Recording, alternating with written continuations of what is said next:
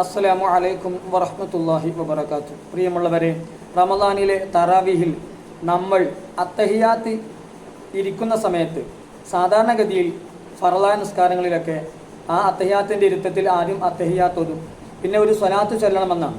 അത് വാരിദായി വന്നത് ഇബ്രാഹിമിയ സ്വലാത്ത് ആയതുകൊണ്ട് നമ്മൾ അത് ചൊല്ലും. അത് കഴിഞ്ഞിട്ട് ഒരു ദുആവുമുണ്ട്. ഇത് മൂന്നും കൂടുമ്പോഴാണ് ആ അത്തഹിയാത്ത് പൂർണ്ണമാകുന്നത്. എന്നാൽ പല സ്ഥലങ്ങളിലും വീടുകളിലാണെങ്കിലും പള്ളികളിലാണെങ്കിലും ജമാഅത്തുകളിലൊക്കെ ഇമാമുമാർ ഈ മൂന്ന് പ്രോസസ്സിങ് മുഴുവൻ ചെയ്യാറില്ല അത്തഹിയാത്തിൽ. അത് അവർക്കറിയാത്തത് കൊണ്ട് ആയിരിക്കില്ല. അവിടെ ആളുകൾ അങ്ങനെ ശീലിച്ചത് കൊണ്ടും കൂടുതൽ സമയം വൈകിയാൽ പിറ്റേന്ന് ആളുകൾ ജമാഅത്തിന് വരാതിരുന്നാലോ എന്ന ഭയം കൊണ്ടൊക്കെ ആയിരിക്കാം. എന്നാൽ നമ്മൾ മനസ്സിലാക്കേണ്ട ഒരു കാര്യം, അങ്ങനത്തെ സൗകര്യമുള്ള പള്ളികളിലും അതുപോലെ തന്നെ നമ്മൾ ഒറ്റയ്ക്ക് നിസ്കരിക്കുമ്പോഴൊക്കെ നമുക്ക് അങ്ങനെ ഇഖ്ലാസ് ഉള്ളവർ, കൂടുതൽ ഇബാദത്ത് ചെയ്യണമെന്ന് ആഗ്രഹമുള്ള ആളുകൾക്ക് കൂടി അറിയാൻ വേണ്ടിയിട്ടാണ് പറയുന്നത്.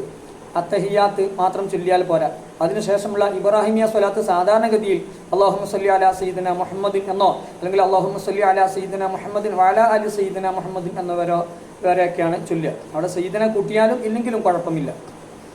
അതിനപ്പുറത്തേക്ക് ഇബ്രാഹിമിയ സ്വലാത്ത് പൂർത്തിയാക്കുകയോ അതിനുശേഷമുള്ള അല്ലാഹുമ്മ ഗഫിർ മാ ഖദ്ദംതു വമാ അഖർതു വമാ അസ്റർതു ആ ദുആ ഉണ്ടല്ലോ, അത് പിന്നെ ഇബ്രാഹിം സ്വലാത്ത് ഇന്നക ഹമീദും മജീദ് വരെ അത് അവസാനിക്കുന്നു. പിന്നെ അതിനുശേഷമുള്ള ദുആ അല്ലാഹുമ്മ ഗഫിർ മാ ഖദ്ദംതു വമാ അഖർതു, അങ്ങനെ മസീഹ് ദജ്ജാൽ വരെയാണ് സാധാരണഗതിയിൽ നമ്മൾ ചൊല്ലുന്നത്.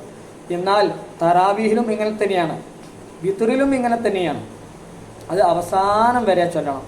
അപ്പോഴാണ് അതിൻ്റെ പരിപൂർണമായ പ്രതിഫലം ലഭിക്കുകയുള്ളൂ. എന്ന് മാത്രമല്ല, ഈ അത്തഹിയാത്തിനും സ്വലാത്തിനും ശേഷമുള്ള ആ ദുആ ഒഴിവാക്കുന്നത് കറാഹത്താണ്. കറാഹത്ത് എന്ന് പറഞ്ഞാൽ തന്നെ ചെയ്താൽ പിന്നെ അതിന് കുറ്റമില്ലെങ്കിലും ഒഴിവാക്കിയാൽ അതിന് പുണ്യമുണ്ട്. മാത്രമല്ല, കറാഹത്ത് ആവർത്തിച്ചാൽ ഹറാമിൻ്റെ കുറ്റം കിട്ടുമെന്നാണ്.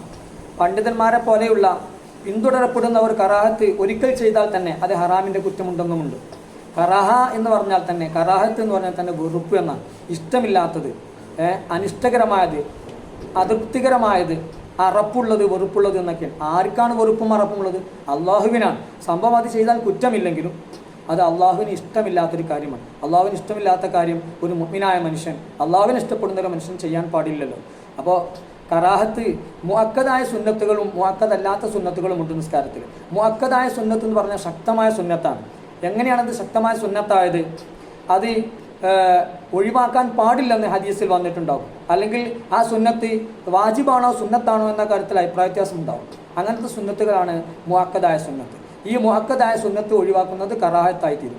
മുഅക്കദല്ലാത്ത സുന്നത്തുകൾ ഒഴിവാക്കുന്നത് ഖിലാഫുൽ ഔലയാണ്. ഖിലാഫുൽ ഔല എന്ന് പറഞ്ഞാൽ തന്നെ നല്ലതിന് മാറ്റി നല്ലതിനെതിരെ എന്നാണ്. അഥവാ ആ സുന്നത്ത് എടുക്കുന്നതാണ് നല്ലത് എന്നർത്ഥം, എടുക്കാതിരിക്കുന്നത് നല്ലതിന് വിരുദ്ധമാണ്. ചുരുക്കി പറഞ്ഞാൽ ഈ മുഅക്കദായ സുന്നത്തുകൾ ഒഴിവാക്കുന്നത് കറാഹത്താണല്ലോ. അപ്പോൾ ഈ കറാഹത്ത് നമ്മൾ നിസ്കാരത്തിൽ കറാഹത്ത് വന്നാൽ നിസ്കാരത്തിൻ്റെ പ്രതിഫലത്തെ അത് നഷ്ടപ്പെടുത്തും. മരത്തിൽ ഇത്തിൽ കണ്ണി വരുന്നത് പോലെ, വിളയിൽ കള വരുന്നത് പോലെ ആ വിളയുടെയും മരത്തിൻ്റെയും വളവും വെള്ളവും അതിൻ്റെ ഓജസ്സും തേജസ്സും ഒക്കെ വലിച്ചെടുത്ത് അതെല്ലാം കെടുത്തിക്കളയുന്നതാണല്ലോ ആ ഇത്തുൽ കണ്ണികളും കളകളും. അതുപോലെയാണ് കറാഹത്തുകൾ. അത് ഇബാദത്തിൽ വന്നു കഴിഞ്ഞാൽ ആ ഇബാദത്തിൻ്റെ ഓജസ്സും തേജസ്സും ഒക്കെ കെടുത്തിക്കളയും.